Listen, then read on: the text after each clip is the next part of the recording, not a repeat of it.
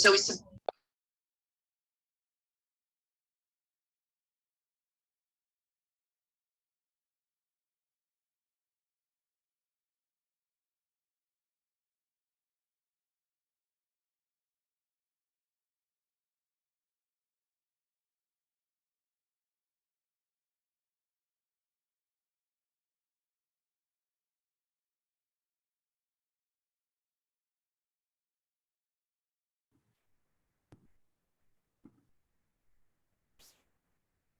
Oh, that's where it's going to remain on our.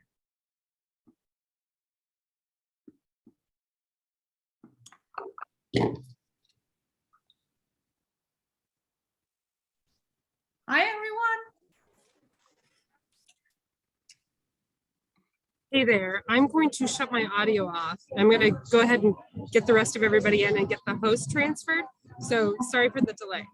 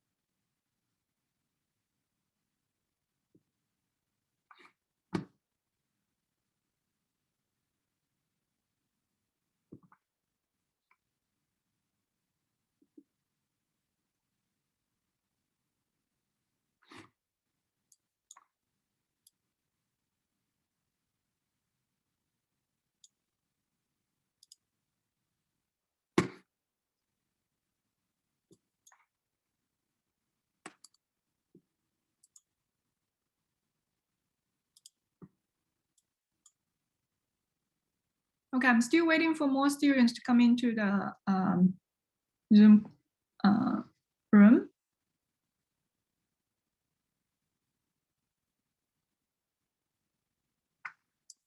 Great to have you here, Alison. Happy to be here. And I just noticed that I am using my husband's computer. So I just put a message saying I'm happy to be here, and it's his picture, not mine, which don't want anyone to be too confused. That's fine. I see your name there, so everything is good.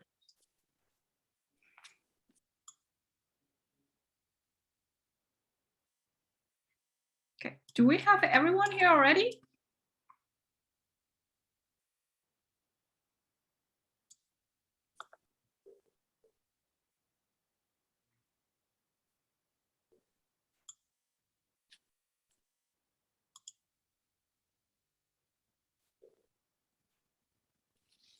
Okay, so I think we probably have almost everyone here already. I'm going to just get started. Notice that when I do full screen, I won't be able to see like Zoom. So if you have any questions, just like unmute yourself and stop me. Then I could stop and answer the questions.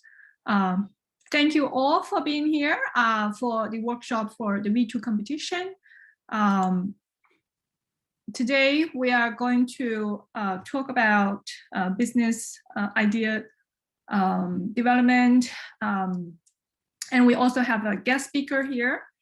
Before we actually get into the actual content, let's give the guest speaker a little bit idea of what we are doing here, and also if this is the first time for the students to join our V2 workshop, just give you a little bit history and then background. So I'm Wenli Xiao. I'm the department chair for the I3 department.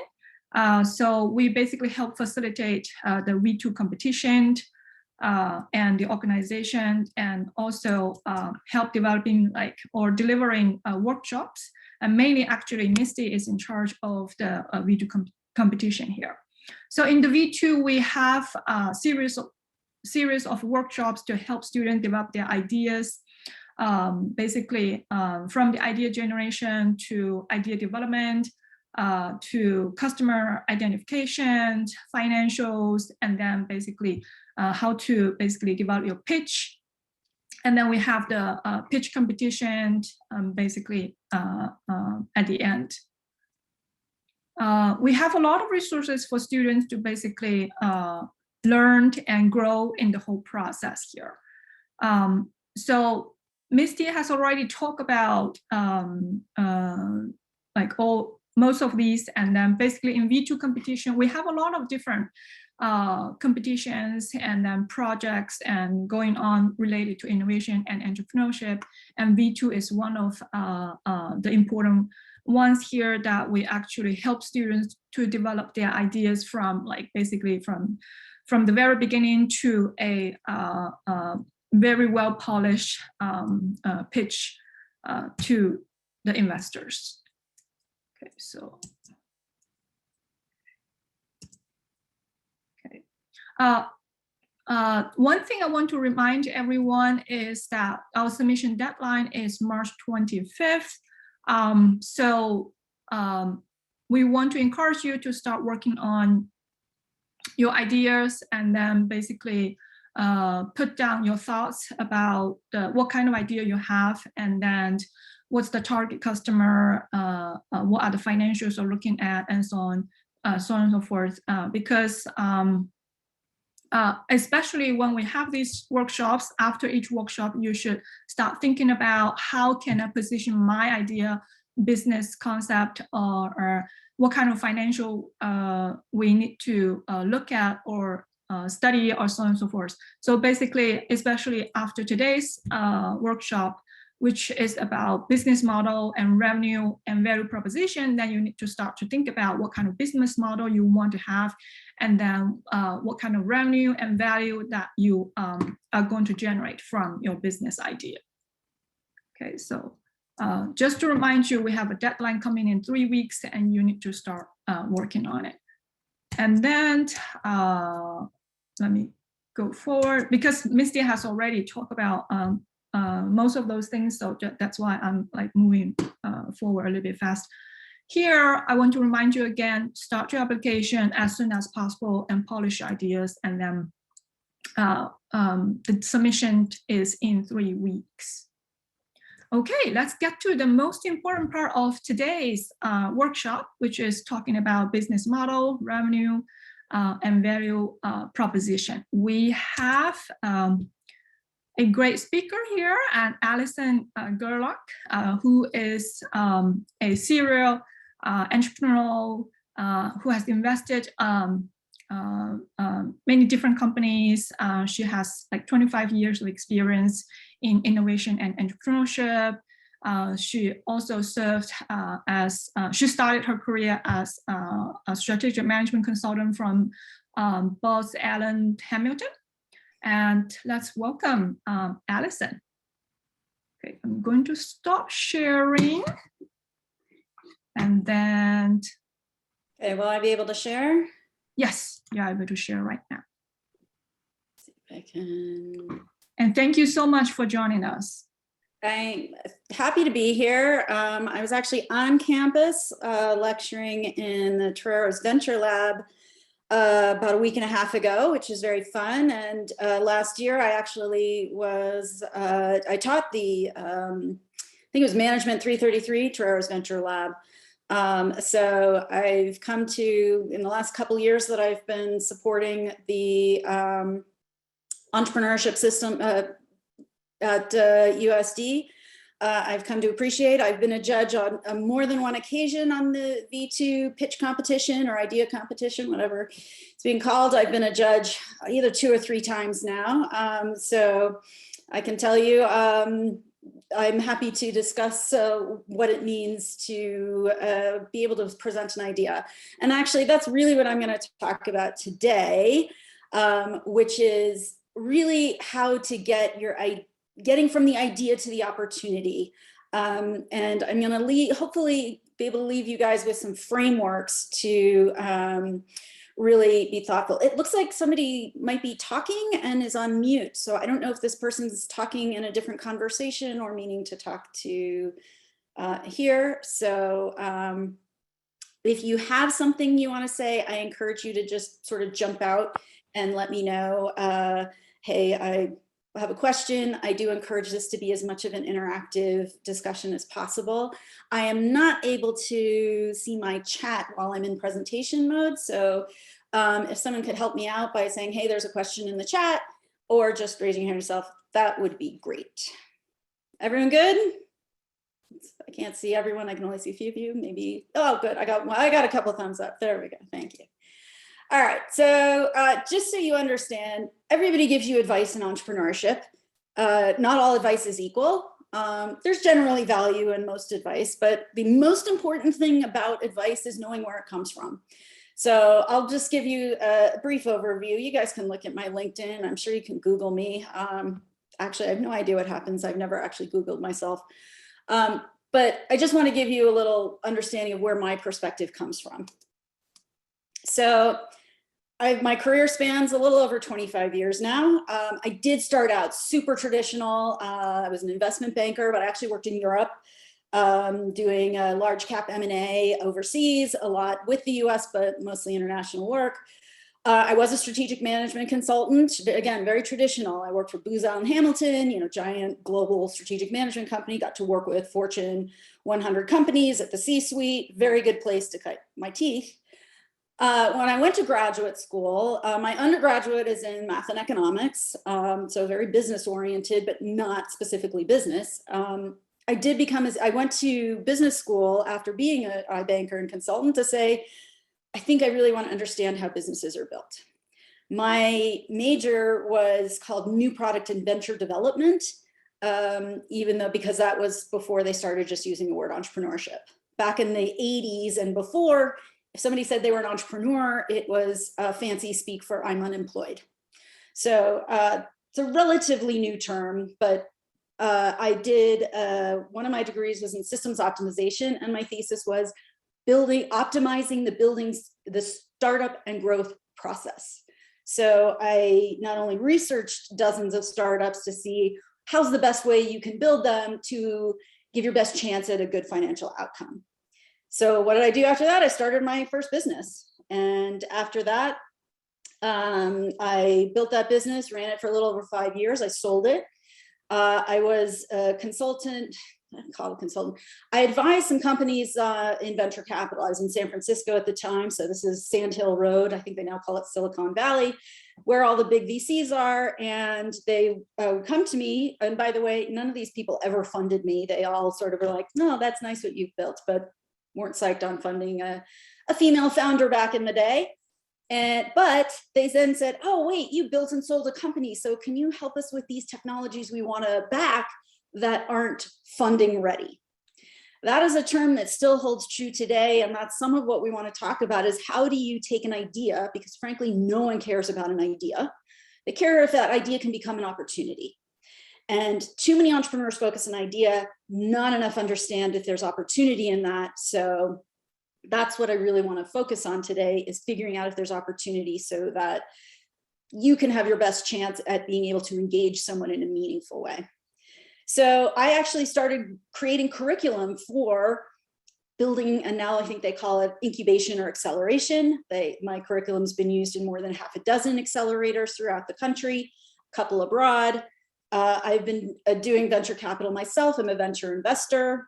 I lecture. I've been on faculty at about half a dozen universities as an entrepreneur in residence, teaching entrepreneurship, teaching power negotiation, and very specifically, how do you write a meaningful business plan? And how do you write a good pitch deck that's going to compel someone? Did go wayward into private equity for a few years back in the 2009-2010 era, but came back to early stage venture. And that's where I am today. My firm is Breakthrough Ventures. We have a portfolio of early stage ventures that we work with, and we act as a full-on accelerator incubator. My business partner and I, we roll up our sleeves. We actually lend our experience and resumes to the teams and actually do get them venture ready, help them build their sales models, help them figure out their core customer, help them gain market traction. But unlike most incubators or accelerators, we don't kick you out after 3 months or only take you in for this cohort. Every portfolio company we've had, we stick with until there's some exit. We'll also work with a handful of venture capital funds. We support their portfolio companies, and we help them in helping to look and vet their investments they're looking at. We also work with some family offices running their venture asset class. So that's my perspective. Probably spent a little too much time on that, but you can see I've sat on many parts of the table. So here's a big thing. There's a lot of work to be done when you're looking at your idea, when you're trying to say, oh God, I've got this concept. There's so much stuff that has to be done that you can get very easily overwhelmed. You can get pulled into the weeds very quickly. And this is the first thing, is to recognize what's weeds and what's actual demonstrative strategic thinking. You only have to ask 2 questions. Who, why, and who. Why are you starting this business, and who is impacted? Those are the only questions you should ever ask. Do not ever ask any other what, where, when, how. Those are tactical. You shouldn't be asking them, oh, what should I be charging? Oh, where do I set up? Don't ever ask those questions. If you're asking those questions, it means you didn't do your homework very well. All of the what, where, when, how, those are answered because you did your homework really well on the why and the who. And if you find yourself pulled in a situation where you're asking one of those questions, the answer's in the why and the who. So let's talk about the why and the who. The why, there's only one answer, and it's to create potentially significant long-term value. And again, long-term value, not some short-term shyster thing. Oh my God, I might be able to make a buck here. That's not the type of venture we're talking about. We're talking about building a venture of potentially extraordinary long-term value.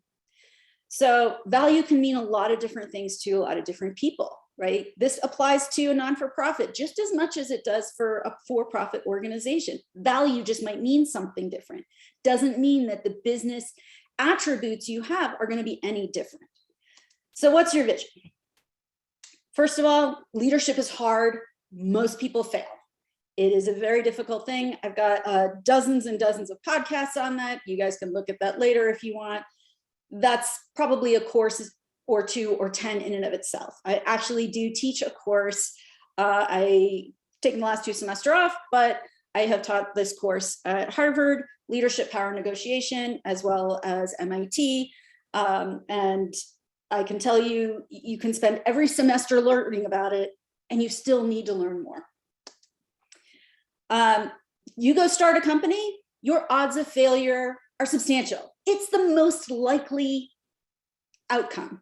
If you just look at the statistics, you are most likely going to fail. And you have to be comfortable with that. I think that there's been this, anyone who's read lean startup or pushes the lean startup model has this fail big, fail fast. I think that's been bastardized, frankly. It's okay to fail, and you're going to have a lot of failures along the way. And you have to be able to say, all right, I can recognize that didn't work out as I wanted. It's not going to be the path you choose, but if you don't recognize failure, it's going to smack you in the face, and you won't recognize it coming. So know what it looks like so you can have a chance at being prepared or staving it off or taking a different direction.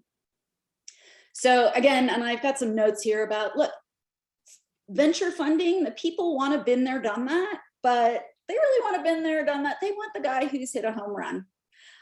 So you can say, and by the way, I know that the statistics show backing somebody who's been up to the plate and struck out a few times is always going to pay off better than the guy who hit a home run right out of the box.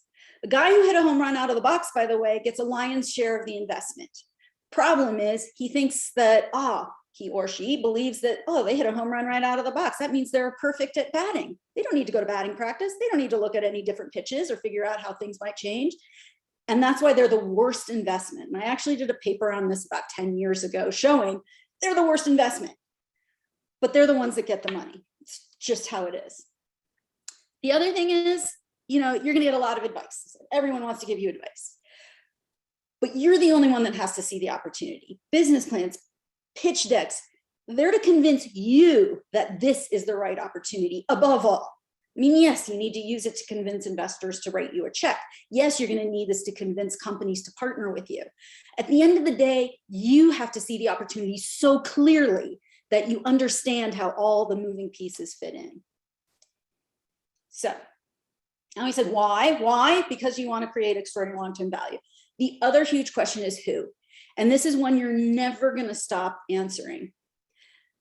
And you've got two who's. You've got the internal organization, right? Your company. Those are really important who's. And then you've got your external organization. This is your value chain or your ecosystem. I think there's been a lot of different terms for this, but every venture has its own ecosystem and you need to know it. I see a lot of companies that pitch and they talk about one area or they talk about just a consumer. And again, I say consumer because every single one of these folks in the value chain is your customer. They don't all consume your product. They don't all write a check for you, but they're all your customer in some way, shape, or form. And if you don't know your ecosystem very, very well, it'll kick you in the teeth. So you have a choice, be prepared or have someone unwittingly smack you in the face. So how do you work with this? The important thing about it is figure out who the people are, who's in each this, right? This is a who. Who are your distributors? Who are the manufacturers? Who are the retailers? And who pays who money? How does the money flow? I could give you a dozen or more examples of companies. Sports technology, one of the first companies I worked with, I was a grad student, and it was a really cool sports technology. And oh my God, the CEO was so psyched. And they got a meeting with the CEO of Reebok. Oh God, this was amazing. CEO of Reebok is like, that's incredible. I love this technology. So do you already have the, Major League Baseball approval for this? And the guy's like, what do you mean?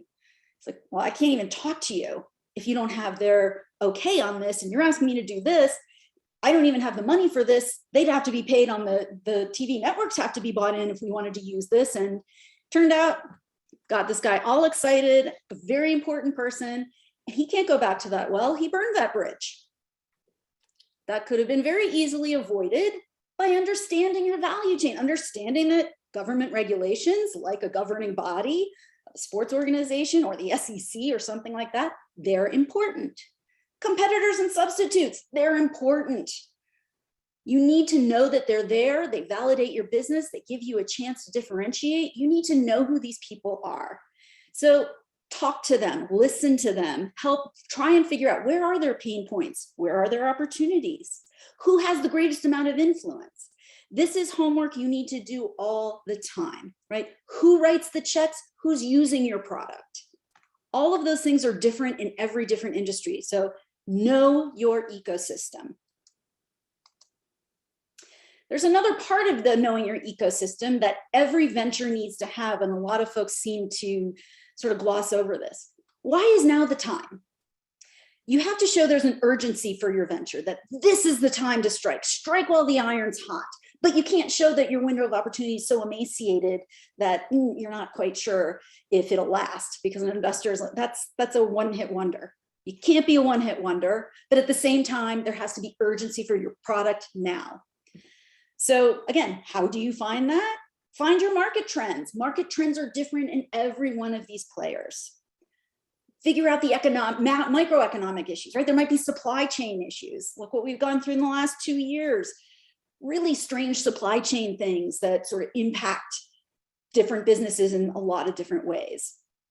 Talk about market trends. What are they showing? What are people moving towards?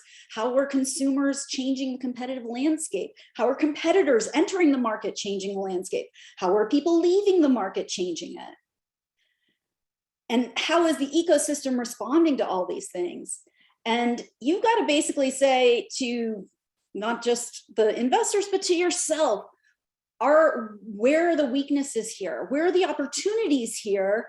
Because if I'm successful, I might piss off someone that could be really influential and they could crush me.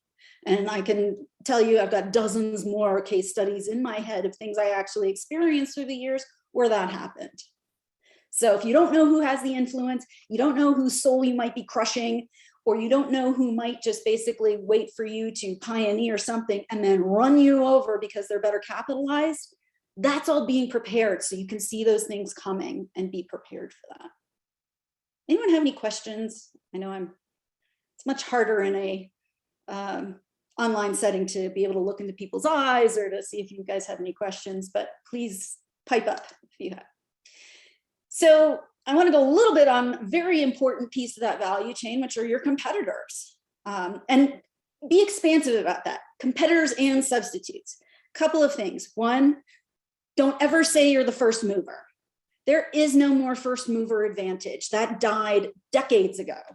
Now, a fast follower is going to say, great, let me sit back and see how you do, see if you stumble. The venture world is littered with the unicorpses of the world who said they were first movers. So that's not a good thing, because basically all I hear when I get pitched that is, oh, so your marketplace isn't validated yet, or you're trying to plant something in fallow ground. That's what we hear, investors hear when somebody says they have first mover advantage. You want to show that there's competitors and substitutes because you want to be able to say there's a huge opportunity and all the competitors and substitutes aren't solving it well, we are.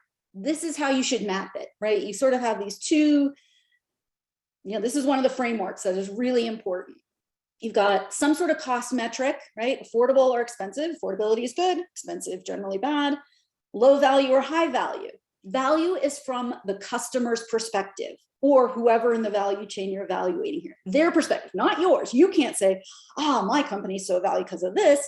You need to look at it through the lens of your value chain, your ecosystem, and say, what do they value and what don't they value? And this outline, this is how most industries lay out. And you want to do this map for yourself so you can figure out where you play, right? Am I much higher value at a more affordable price? Or do I want to play closer to the niche players down at the bottom there? Which is fine. Niche markets are very good, can be very lucrative. Are there usually on that low value affordable side? That's where like Amazon or some, really Walmart, really inexpensive, but super affordable places are.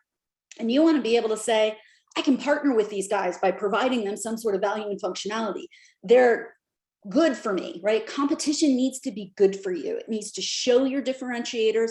It needs to show that there's value in what you're providing in an innovative way, right? Innovation means you're somehow better, faster, cheaper. This is where you get to show it. Any questions on this? All right. So when you think about, all right, well, how do I present my idea, or where's the opportunity? Investors sort of look at these three things, and in this order, by the way. First is, all right, is there technological risk? Will their product work? Have they built a prototype? Can I believe that they built that it actually works the way they say it's going to? A lot of companies, technological risk is pretty low, right? If you have super deep tech, that might be very high, and you might be raising $30, $50 million before you even go out to market. Those are very particular investors, and that really only applies to very deep tech type ventures. Most ventures have a reasonably low technological risk, but usually not none. Operational risk. This is, okay, we built it, but can we build it to scale? It's not just can we build a lot of it, but can we build it and distribute it and get it in the hands of the people who consume it in a way that makes sense? And by the way, read operational risk as, does this scale? Is there diseconomies of scale at the end of the day, or do I have great economies of scale? Scale is super important there. And then the last one is marketing risk. Okay, the technology works, you can build it, manufacture it, distribute it. And the question here is, this is not the, if you build it, will they come? That's only the first half. It's, will people come and pay enough of it for it to have made it worth developing it, manufacturing it, and bringing it to them? That's a much different, bigger question. And the challenges there really fall into, especially in this day and age where people need to deliver things very cheaply, it's not enough to just say, yeah, I can do this, I can deliver it. It's not enough just to say that there is scale. You really have to say, will the market bear the price that I need to be paid for it? I do see a hand. Is that, Wendley? Yes, it's Wenli. I have a question about in terms of technological risk, because some tech firms or tech entrepreneurs, they could have, for instance, very high-tech product, but very high technical risk. They could choose different versions to basically develop the product. They could do like a complicated technology, really high tech, a lot of innovative like technology in there, but also probably value a lot more. Or they could actually first develop a product that has relatively lower tech, but they might be able to like the possibility or the chances of successfully developing prototype is higher. So I wonder, like, what's your opinion, like, for a startup company, like, which route should they choose? Should they choose the relatively higher probability of success, but relatively lower tech versus, well, assume they have an option or very high tech? I get what you're asking, which is how much do you bet on the deep tech before rolling out some lower risk products? That is 100% going to be answered. Again, that's a how. That's a question that should be answered by your marketplace. I can't answer that. No investor can answer that, but your marketplace sure will. So you've got to look at the product in and of itself and say, what is the value we're ultimately looking to develop? That's why I said deep tech means we're looking to develop something that is potentially, some radical innovation, that if there are smaller steps that can be made to validate the market, then it might make sense. If you can say, and that's, for instance, I'm trying to think of a good for instance, but let's say you're trying to create a new plant-based food. And ultimately you want to provide like a whole food meal in and of itself that's 100% plant-based.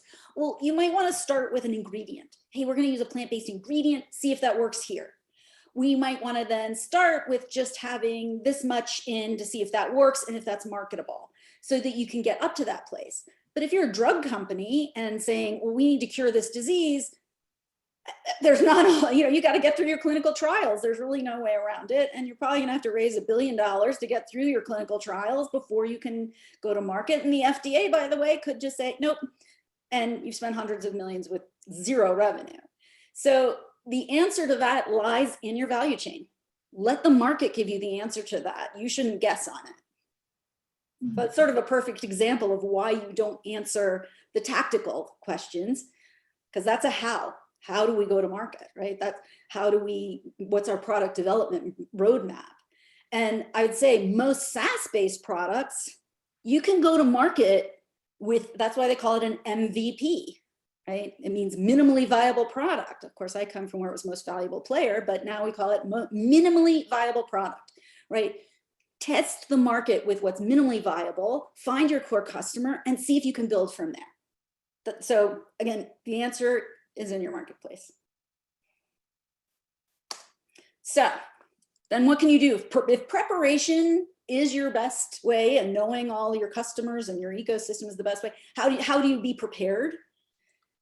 This is what it is. You build a business plan, and you build it not as a cheerleader. That's an easy business plan to build. Yay, we worked on this, it worked, we piloted it, everyone loved it, we converted it, and now we're on Oprah and everyone loves us. Yay. I've actually heard people tell me that exact path that they're going to take. Well, I sort of went, really? Okay, have fun with that. You have to build your business plan as a devil's advocate. You have to basically say, I want to make sure I'm thinking of everything that I possibly can, every risk, every bump in the road, so that one, I can be prepared. So that two, you can convince yourself that you can't possibly sleep at night if you don't try this. That's how convinced you have to be of this. You have to look at this and say, if I don't give this the best shot, I'll never have a good night's sleep again. That's the litmus test. It can't just be, oh, I think this could possibly work, and people are, writing venture checks right and left, and I just need to pluck one out of the air and then yay.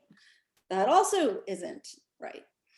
So the most important thing about a business plan isn't for investors, or which you will need it for, or hey, here's how I figure out the blueprint to run my company, which you will need it for. But it's also so you can figure out how much money do you really need to raise. Without a business plan, it's very hard to answer that. And the other thing is, it's not to convince them this is going to be amazing or this person is going to be amazing. It's to convince you, I have to do this. I can't possibly not do this. I've just spent all these months convincing myself to do anything else, and I still can't sleep at night if I don't give this a try. That's the litmus test. So the real key there then, a huge linchpin of whether or not people are going to be interested in you, is your team. Are you going to have the right team? This is a tough one because I don't necessarily think you need to have a whole team right away. Every one of my companies I funded myself. I couldn't afford a team. My first business, that's what everyone say, oh, you got to have a team around you. You got to build this. I'm like, well, one, I couldn't afford it because I was paying for everything.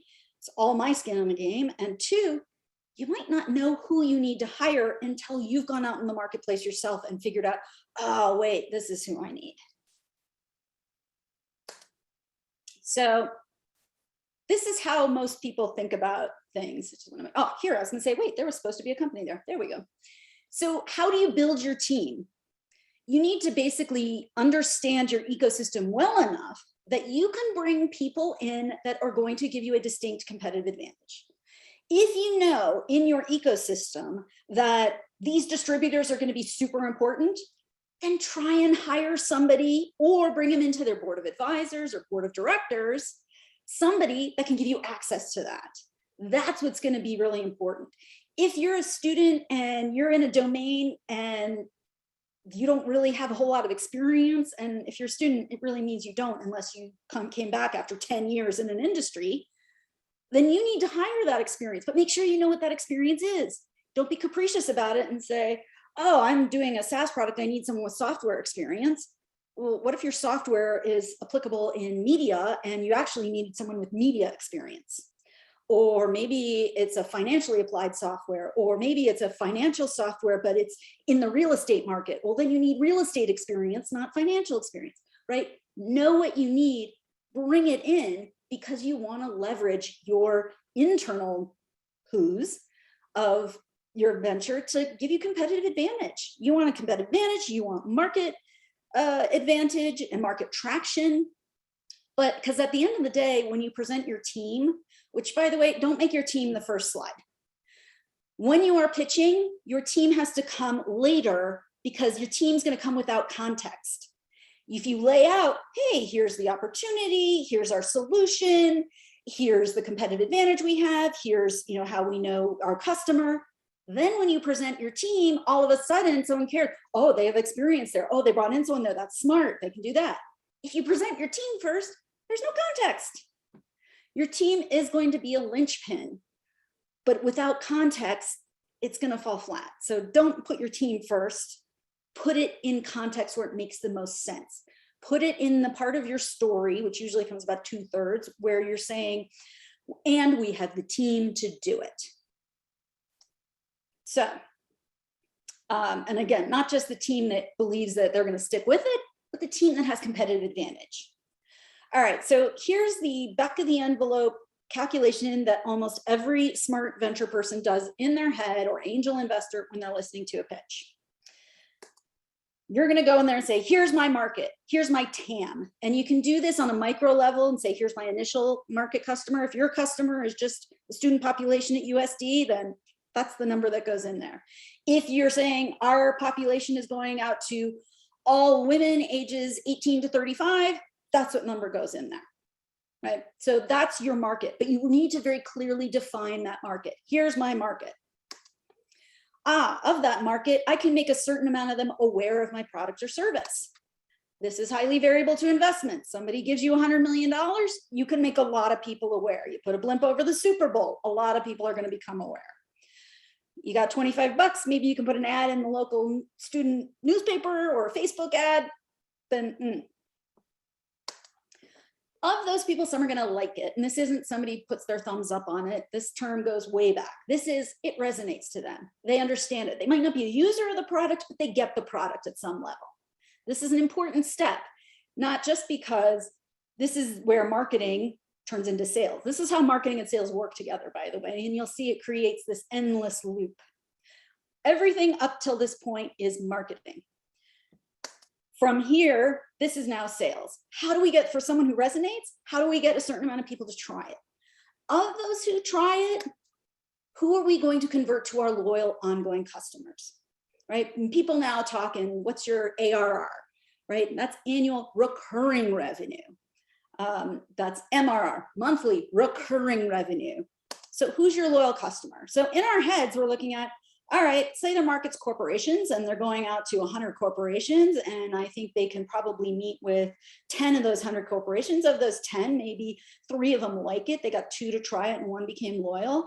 Okay, if that's the case, then, and they make, you know, $10,000 a year per this, if they do that this many times over, do I believe they can do that? By the way, this is a very good framework to precede your team slide so that you can convince people either one, they go hand in hand. You can see now saying, look, we're going to make this awareness because we have this person on our team, right? So these two, you can see how these 2 slides now go a little hand in hand.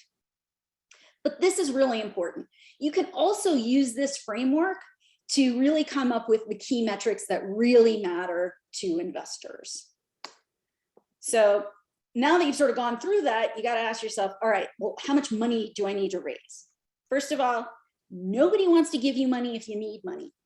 The acrid stench of desperation, any seasoned investor can smell that 3 states over. Nobody wants to give you money because you're running out of money. But of course you're raising money because you're burning money. So then you say, well, then why am I raising money? That's why I sort of listed this in, all right, at this level, you're investing in these things and hoping to buy these things at this level, right? So it's seed or pre-seed, which these definitions have been very fluid over the years. So that's why there's kind of large in how I've written them. Seed and pre-seed, they're investing in a founder, they're investing in a team. And what they're hoping to buy with that are certain resources or certain concept viability, proof that there's demand, proof that there's revenue, right? Those are the things you need to show. You give me this money, I will deliver these things to you. Now, when you get to your Series A, I can tell you, and I have a slide that I threw in this just so you guys can have it as a resource, what Series A investors need to see before they're willing to talk to you. Series A, one, they're going to say you need to be doing $1 million plus in annual recurring revenue, that you need to be on that. Before most of them will talk to you. That's sort of just a gatekeeping item. But again, they want to invest in some sort of scale. They want to sort of say, look, they want the potential for investing in what you're saying is going to really create something, a potentially meteoric rise. It's not enough to say this can make money. A lot of stuff can make money. They need to see something that genuinely will make a meteoric rise, a ton of money. And so what they're buying when they invest in it is evidence that this huge hockey stick can happen. And then B, C, and D, these are your easiest stages because, you know, if you've done your job right or if things have gone well, you already have proof of concept. 2nd, 3rd, and 4th checks in venture, that's where a bulk of the money comes from. It's those first checks. First institutional checks are very difficult to get. Every time you read an article that talks about ventures growing, this has happened, this is that. The highest percent of checks that have ever gone as first checks, that number has never gone above 3%. That's its highest it's ever been in 20 years. Venture investors like to invest in things that somebody else has already approved of, right? There's nothing that is more attractive to a fund than you have other term sheets. But how do you get that first term sheet? I can't tell you, that is so difficult. And there's a lot of things you think should matter that won't. Anyway, so here's what does matter. This actually comes from a paper that I'm currently working on. It comes out of a meeting of a handful of colleagues of mine. They're these are check writers, venture check writers in Series A and early stage. And I basically said, look, what do you need to have a meeting? What are the metrics? By the way, KPI, key performance indicators, that's what that stands for. That people will talk about KPIs. They're just saying important metrics. This is what they need to see. Retention. Does someone stay? Do they pay? Do they engage over and over? And how often? Because again, think about that 5-bar chart. They're calculating all this while you're talking. Churn. How often does someone stop paying for what it is you do? Growth rate. I highlighted this because it was general consensus that this is your revenue. Revenue, market traction, however you can best define growth. If it's 50% month over month, and by the way, if you do annual contracts or you get paid annually, then it's annual. That's a tougher number to hit. Most of them want to see a monthly, right? The SaaS model, but show that you're getting engagement month over month, that's over 50% to get a meeting. This is a direct quote. If it's over 80%, I will clear my schedule this afternoon and meet with that person. So just to have those in your head. Paid growth doesn't count. If you're buying it off of Facebook or paying it, that doesn't count. They want to know that this growth is organic. Is it word of mouth? Do you have good PR? Do you have good SEO? They'll count that. Yes, I see a question, Chelsea. Yeah, so when you said growth rate and it can't be paid, so let's say you do like a paid social media ad, like announcing your product, that wouldn't count. And then you get like X amount of downloads, that wouldn't count in your growth rate? No. I mean, you get to count it to say, hey, here's my quid pro quo. But what's the problem is what I just mentioned first. That paid growth rate then goes into, all right, I want to see how long they stay and pay. If that paid growth rate eventually stays and pays and does not churn, you get credit for it. And but in terms of, hey, I made my 80%, but you got that 80% just because you paid for it, they're not going to be as interested. Got it. And then just one quick follow-up question. So if you're doing a mix of like PR, door-to-door, and also paid, but you're getting like Y amount of downloads, how do you know like how many are just organic and how many are from paid if you're doing both of them at the same time? If you don't know the difference, you're not tracking it very well. Okay. It is super important that you are tracking these metrics well enough to answer that question. Okay, thank you. Because that's important. I mean, super important is paid growth. The most important thing, I don't know if you guys have heard of what's called K-factor. I think that's sort of a term that it's been manufactured and developed, but it's basically how the thing that really sells them is when you can get existing users to bring on new users just because they think you're amazing. And that's why I say without compensation. It can't be like, hey, we give you a $10 gift certificate for every new customer you bring in. That's compensated new users. So those, again, don't count. But this sort of factor is, can my users bring in other users for no other reason than they think you're amazing? So CAC, I'm sure you guys have heard CAC. It's customer acquisition cost. So again, you need to know how much your paid stuff is with all that other stuff. Now, CAC does not end at, I paid $25 for a Facebook ad. It needs to include all of your internal resources then that convert that, right? That $25 per ad, that's only the cost from market to awareness. You need the price all the way down to getting that customer to loyal. That's why that 5-bar chart is so helpful. What is the fully loaded cost of getting someone who doesn't know about you to getting them to be a loyal user? That's a fully loaded cost. And again, what they want, something super scalable with a really low CAC, right? Yeah, I'm sure we all want that, but that's what you're trying to work to demonstrate that.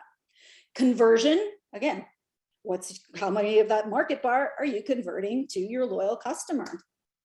And LTV, lifetime value of the customer. Here's the equation. If you don't already know, it's your average order. I basically gave it to you also in that 5-bar chart, right? The only difference here is instead of 1 year for an annual revenue, it's the average year months of customer stays. The average in the industry is to just pick 3 years, especially because you don't know. If you're new, you haven't had your customers that long to truly know how long your customer stays with you. So an industry average is 3 years. If contracts renew every year, again, you're not going to really know until you understand what your renewal rate is. Here's the basic. If you're not at 3.5, I would say 4. I mean, this was sort of where it handed out. It's like 3.5 to 4, which is your LTV to CAC ratio, right? If it costs you $100, then you better be getting at least 400 from them. It's that simple. Hopefully it's much higher, but that's really the bare minimum you need to hit for someone to care. Separately, you can have a smaller payback if you've got a really high transaction business, but then you must be able to say, look, I pay back my CAC gets paid back in like 15 or 30 days, then that's also okay. Again, this is an ugly slide, but I think this is really important information for you guys just to understand in your head so that when you're thinking about, here are the metrics I need, this is what investors actually care about. This is what they're trying to reconcile in their head. Any other questions? Okay. So how do I think about all this? Well, you kind of need to think about your exit from the beginning, right? Don't start until you know exactly how you want to be exiting. And the reason is, how do you know you're going in the right direction, right? Things can change. You don't have to put some stake in the ground that you never move. But if you don't have some sort of, okay, I mean, the best way to look at it is when I look at a pitch, the first thing I'm thinking of is who's buying you? Even if that's not your, by the way, you'll notice going public is not on here. It's because it's not an exit. It's just a financing strategy. And it's a very specific one for particular businesses. Getting acquired, every company I have started with the hope that it gets acquired. And I'm going 3 for 3 right now. So I feel that this has been a good strategy, certainly for my own businesses that I bought, but even the ones I invest in, I want to know who's buying, right? Because that's something that all along the way, I want to know, are you building this to look like something people want to buy? So that's your customer. And by the way, that's a really important slide at the end. I call it the FOMO slide. You should have a slide in your pitch deck where the header says, venture spent $10 billion in the blank industry in 2021, right? You want to say, this is a hot industry, everyone's pouring money in it. And you want to show me 3 examples of, look, this company did 10 million in Series A and they were only making $1 million in revenue. This company did 30 million in Series A. Here's who's investing. And then you want another column where you say, here are the huge acquisitions that have been done in the space. Because you want an investor to look at that and be able to go, oh yeah, I can see that you're on the direction for that. I want it. Investors are mostly moved by the fear of missing out. That's what they care about the most. They care that you're wanted by other investors, and they care that, boy, this is a hot sector and I don't want to miss my opportunity. I could have invested in one of those companies you just listed and I didn't. Now I also have failure on there. Again, it goes back to the beginning. Be willing to understand it so you can recognize it coming and accept that you could do everything right and still not get the outcome you've wanted. I had one company, I know I told you I'm 3 for 3 in acquisition, but one company that did get acquired that I founded, I would call it a sack fly. The run scored, I went back to the dugout. That's why it's like, they aren't all home runs, but I think that it was important that I even had the opportunity to hit a sack fly rather than just go down or scorch the earth beneath me or declare bankruptcy or something. There are so many entrepreneurs and founders who would be like, oh my God, that's such an enviable exit. That would be amazing. It doesn't feel amazing when you just got out at the plate, but yeah, on the whole, a sack fly still scores the run. So a lot of stuff outside of your control, right? You got market conditions, weather, equipment, right? All these different things that I said you got to be prepared for, but you can't do anything about. So what can you prepare for? Understand your ecosystem, understand your innovation, know your playground, and never stop listening to them. Know your customers, know every single person in that value chain, and know what you don't know and hire it, right? And you don't have to necessarily hire it by paying for it. Get them on as advisors, get them on as a board of directors. And that's, again, can be a whole separate conversation about the different. Board of advisors is someone who's just rooting for you to succeed as a leader. Board of directors, as a founder CEO, you're beholden to them. You are accountable to them. That's the difference between board of advisors and board of directors on a basic level. I do just want to call out a few things because these are all things I've heard over the years, and I think people still say them a lot. And I don't think they're helpful. Failure is not an option. It is an option. Don't be ashamed of it. Don't run head first into it, but it is an option. By the way, if you keep saying failure is not an option, you're dooming yourself to some really bad circumstances. I don't know if you guys have heard this all in all the time. I think it's a Navy SEAL, all in all the time. It makes you feel, yeah. I mean, it's great for group bonding and all, but it's a terrible investment strategy. This go big, go home. No, there's a lot of different things in between you can do. If you're this all in all the time, if you think about where the reference comes from, if you're holding a poker hand that's, you don't want to go all in on that hand. There are some cards you get dealt where you're going to say, you know what, I'm going to say no, thank you. And by the way, saying no sometimes is a far more successful answer than saying yes. Just because you're early on does not mean you have to say yes all the time. In fact, saying no is important. You can say no, and it's important to say no. The bad yeses get you into a lot of trouble. All right, so I got the go big or go home. Oh, sky's the limit. Oh, I've heard that one a lot until I think in grad school, where I was starting to think, sky is infinite. And if there is no limit, then by definition, I'm always underachieving. I think the better one is, gee, if you shoot for the stars, you might land on the moon. Might be a little more productive, because that's a pretty good view from there. And then this last one, you cannot make anything happen if you just want it badly enough. When things don't go well, it's not because someone didn't want it enough. It's not because they had more heart. It's not because they believed in it more and, oh, if you had just not given up hope, then you would have succeeded. And that's not why. We're not deities. I wish we were. That would be pretty cool. So understand that you've got to feel solid by your process. Not to say you've never made mistakes. Don't ever excuse yourself for having made bad decisions. Be responsible for those decisions and learn from them. Be forward thinking, not blame and backward thinking, right? Say, look, I need to take responsible for these things. How can I do that to do something better moving forward? And again, don't look for people to answer these questions for you. You're the only one who can answer the why and the who. Only one. A lot of people are going to give you a lot of advice, and I think that people can give helpful frameworks, which was I'm trying to give you here today, but you're the decision maker at the end of the day. You have to take responsibility for that. I hear the word passion thrown around a lot. Oh, I invest in a passionate entrepreneur. It's not true. A lot of people say that.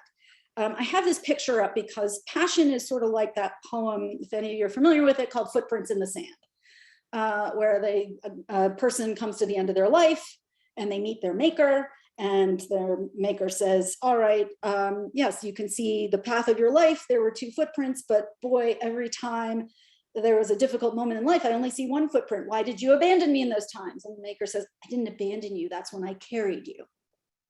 That's the essence of the poem. That's where passion belongs. It's a long, tiresome, arduous journey. And passion's important because it helps give you the energy to move through times that are very difficult. But it belongs nowhere near decision making. You have to sort of divorce your personal passions when you're making business decisions, because if you're making a decision because of passion, you're actually making a fear-based decision. You're afraid that this is going to end. You're afraid of failure. Fear-based decisions rarely work out well, if ever. So you have to be able to put your passion away to look at things in an objective way. The problem with passion is, look, you need enough passion to make it through all 4 quarters or all 2 halves or whatever sports metaphor works for you. Play to the whistle for sure. As long as there's time left on the clock, play. And I sit down with every entrepreneur and founder in my portfolio at some point and say, we're like, oh, I think we just got to wind down. I can't see any way out. And my question is there time left on the clock? Do you still have cards left to play? If that's the case, we have to play them. If it's not the case and the game's over, recognize the game's over. The can't fail people and the I'm so passionate people, they're the ones that are scorching the earth beneath them because they don't recognize the game's over. Everyone's gone home, right? Locker rooms are cleared. No one's left in the stands and you're scorching the earth beneath you. But passion's going to make you think the game's still going. So prepare for a very strange, arduous ride. And again, like I said, be okay saying no. You should convince yourself I can get around the nose, or that's a pit I can't get out of. But you have to be better than a one-hit wonder, because look, innovation, like I said, it comes in a lot of different ways, but a lot of times you only know that you're innovative in retrospect. And you're going to get turned down a lot. Right? Customers are going to say you're terrible. You're going to have strategic partners fall through and that don't happen. And you're going to think and a lot of funding prospects are going to say no to you. And everyone, you're going to think, oh, it's over. Oh my God.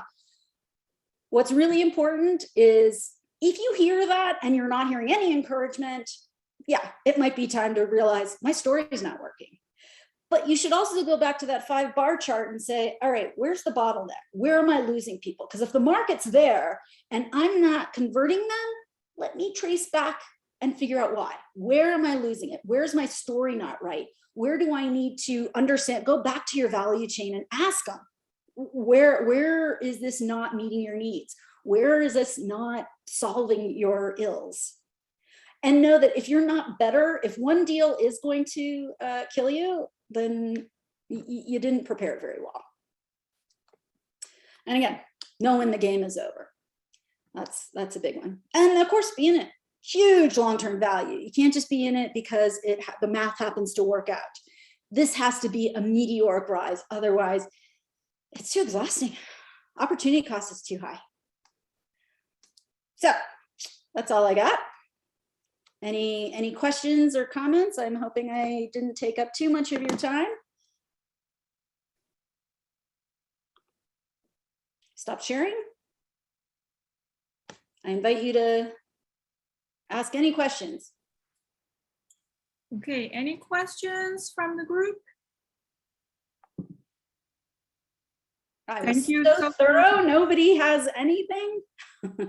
Oh, I do see a hand. Gavin. Yeah, hello. I just had a question about pricing yourself for the first time. So the idea that my partners and I have, we're kind of going with a software as a service, and we're looking at other people with comparable business models. Sure. Would it be appropriate to price ourselves kind of at the level that they are right now, or because we're kind of inexperienced and not as proven, should we kind of dilute our own pricing? First of all, again, your marketplace is going to give you the answer on pricing, whether you want it or not. So remember that. Pricing has two things. Like software, generally pricing, you've got cost plus on one side, and you've got what the market will bear on the other, and you hope there's some room in between. SaaS, you probably have a lot of room because the cost plus of each unit you're selling on SaaS is scalable. So you probably have a lot of room. Now, this should be your mantra. Free is the F word, 100%.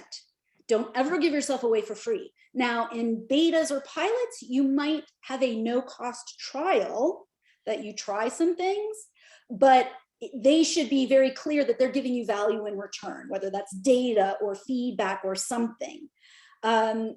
Investors are very impressed by paid trials, by the way, even if it's something, right, where you say, oh, maybe there's a no-cost trial, but when they convert, they get 15 months instead of 12 months. Do you see? You've never given away. If you underprice yourself going out to the market, you don't get an opportunity to raise your prices later.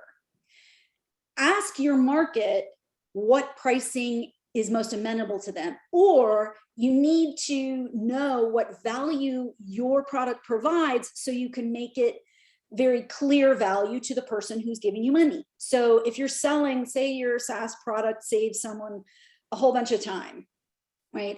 Then you want to be able to come up to them and say, this is going to save you $70,000 in this cost that you would have to do without it. We're only charging you $10,000 a year. Right? So that the comparison they're making is relative to the value they're getting, not necessarily, oh, well, here's a directly competitive product and we're 10 cents cheaper. So always relate your pricing to the value that from your consumer's perspective that they're going to see it. A lot of times that's a cost savings, and that's usually the most powerful. But that's what you should be relating it to. Obviously, you want to be understanding of what your market will tolerate. But don't underprice yourself just because you're new, because all that does is devalue yourself and you don't get a chance to raise your price later. Nobody appreciates a price hike. Does that help? Yeah, perfect. Thank you. I think I see Chelsea with hand up. I don't know if that's the hand up from before, or if you have a new question. No, it's a new question. Okay. Specifically for metrics, when you've just released it, whether it be in like a beta phase, my question is also about like an app, software as a service. For like certain metrics within the first couple months of a product release, what are investors looking for? So I know that you mentioned customer acquisition costs. I know you mentioned growth rate. I know there was proof of demand, revenue, lifetime value might be a little hard within the first couple of months or so. Yes. Yeah, so then I guess my question is, in addition to the ones you've already mentioned, are there other factors within the first, say, 3 months or so of a product release that investors are looking at?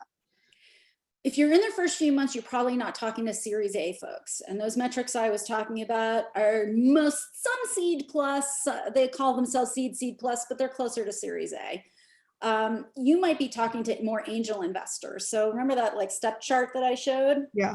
Those are what you want to show them that they're investing in. You want to sort of say, look, I have this data that shows this trend or this hypothesis. So what you're buying from your investment is going to be XYZ. So if you're showing the potential for converting those markets to a certain revenue model, then just be clear, that's what they're buying. Okay. So but again, it's going to be the same metrics regardless. You just have to frame them in the right context, right? You got to show the potential of that. And a seed investor, one of the most important things for a seed investor is to know that a Series A can be easily done. So that's why you want to show them, look, you're investing in me because you're going to get me to those metrics that all these Series A are going to want to invest in me. Because someone basically is a seed investor. I mean, we're the biggest chumps out there because nobody else is, investing. So for us, even if something doesn't ultimately, pan out, our track record looks pretty good based on how many of our portfolio companies just get funded at the next level.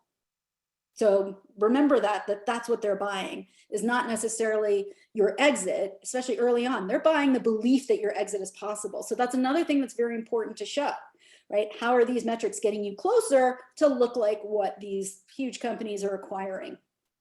Because that's also very, an early stage investor, that's what they want. They want the chance that huge exit's out there. Thank you. So good questions, guys.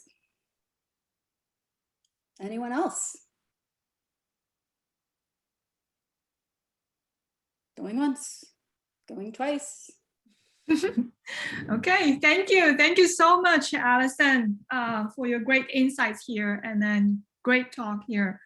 Give us students a lot of education about how to position themselves, position their ideas, how to develop business model. Thank you so much for your time and help here. Yeah, and I'm assuming I can work through somebody if anybody wants access to the slides, because I genuinely mean it. Use the frameworks. Yeah, that's great. That's great. Actually, I will want a copy of the slides as well. Thank you so much. Yeah, for the students, like I know some of the students are looking for teams, and if you haven't, if you're still looking for team members, and then maybe you want to stay for like a couple minutes to basically share like ideas and so on. So basically, what kind of talent you have, or what kind of team members you're looking for, and so on. In addition, Misty will send additional directions about like submission, and also schedule office hours to help with any application for anyone like who need any help like on different aspects. Okay, so there will be office hours if you want to work with Misty in terms of like developing your application. And thank you so much, Alison. Thank you so much for your time. Privilege being here. And by the way, if any of you want to reach out to me on LinkedIn, please write a little note to say, hey, this is how I know you. Okay. And I pride myself on my accessibility. So I do connect with students, and I'm happy to be supportive in any way that I can. As long as, but write me a note, otherwise I'll have no idea. Yeah, thank you so much. I might reach out to you in the future for course needs. If I'm interested. Happy to be supportive. Okay, great. Thank you so much. All right. Thanks, everyone. So for students, if you need, if you are still looking for a team or looking for any team member with specific skill or anything you want to, you can talk right now and then basically talk about, okay, I need a team member to do this and this, and then see if anyone is interested, or if you are just looking for a team to work with, feel free to speak up.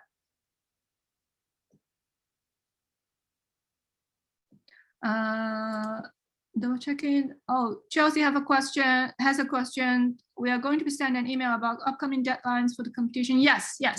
So the competition deadline is March 25th, and then you should start working on your application and then start filling out those different areas. I'm sure you are supposed to fill out, like, for instance, what your business model is, what your business idea, what your customer target customers are, who your target customers are, like financials, and then maybe impact to the society or to the business world and things like that. Okay, I might be wrong, but that's what my impression is from previous, like my competitions. Okay, Abby, you have a question?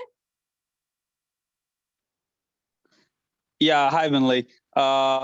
Yeah, I just actually wrote it in the chat as well. We're looking for an individual that has app development, database management skills, and website development skills. So we can bring them on board for the V2 competition. Okay. If anyone has these skills, like, how can we contact you? Oh, I have your email address, of course. But... Yeah. Yes, I'll write my email address as well. Okay. So maybe you could just put it in the chat. Like, if anyone is interested or have these skills, just contact Abby on this. All right. Okay. Thank you. Thank you, Vinley. No problem. Anyone else? Or if you have any questions that you just want to ask me, or about the V2 competition and so on, let me know.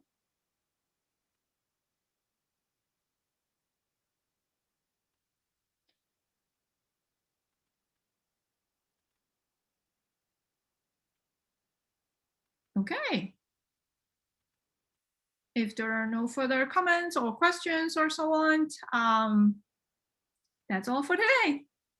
Thank you. Thank you, everyone, for coming. Thank you. Okay, take care. Bye.